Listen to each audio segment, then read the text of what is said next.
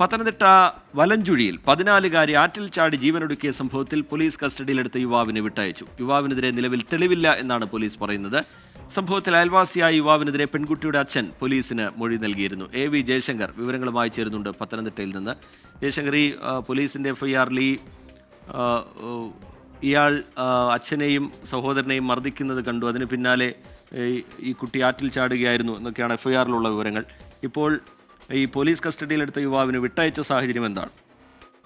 അതായത് റീജിത്ത്, കഴിഞ്ഞ ദിവസം പിതാവിന്റെയും സഹോദരന്റെയും മൊഴിയുടെ അടിസ്ഥാനത്തിലാണ് ഈ അഭിജിത്ത് എന്ന് പറയുന്ന ഈ പെൺകുട്ടിയുടെ തന്നെ അടുത്ത വീട്ടിലെ വ്യക്തിയെ അഭിജിത്തിനെ പോലീസ് കസ്റ്റഡിയിൽ എടുക്കുന്നത്. ഈ മൊഴി മാത്രമാണ് ഇതുമായി ബന്ധപ്പെട്ട ആധാരം. ഇന്ന് മുഴുവൻ ഈ അഭിജിത്തിനെ പോലീസ് വിശദമായി ചോദ്യം ചെയ്തു. എന്നാൽ ഈ പിതാവും സഹോദരനും പറയുന്നത് പോലെ ഇത്തരത്തിൽ പെൺകുട്ടിയുമായി ഏതെങ്കിലും തരത്തിൽ മറ്റു തരത്തിൽ നിയമവിരുദ്ധമായ ഏതെങ്കിലും ബന്ധമുണ്ടെന്നോ, ഈ ആത്മഹത്യയുമായി ബന്ധപ്പെട്ട് ഈ പെൺകുട്ടി പുഴയിൽ ചാടുന്നതുമായി ബന്ധപ്പെട്ട് ഈ യുവാവിന് പങ്കുണ്ടതായി കണ്ടെത്താൻ പോലീസ് സാധിച്ചില്ല. വിദ്യാർത്ഥിയുടെ ആത്മഹത്യയിൽ യുവാവിനെതിരെ തെളിവുകളില്ല, അതുകൊണ്ട് വിട്ടയക്കുന്നു എന്നാണ് പോലീസ് നിലവിൽ എന്തായാലും വ്യക്തമാക്കുന്നത്. തെളിവില്ലാത്ത സാഹചര്യത്തിൽ അറസ്റ്റ് ഉൾപ്പെടെയുള്ള നടപടികളിലേക്ക് കടക്കാനാകില്ലെന്ന് പോലീസ് പറയുന്നു.